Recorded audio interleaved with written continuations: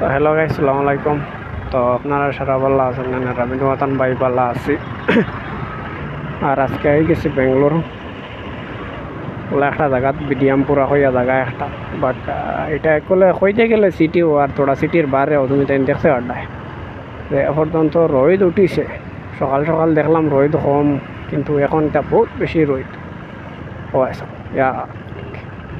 এটা রোদ ভিডিও বানাই তাইনি মরি দিবে তুমি, কত কষ্ট করে ভিডিও বানাই আর তুমি তাই বাইরে থোড়া সাপোর্ট করো জেলা খড্ডায় হলা और तो थोड़ा सपोर्टर दरकार बुझाइছো নি। थोड़ा जल्दी जल्दी पार्ट चैनल को सब्सक्राइब करो।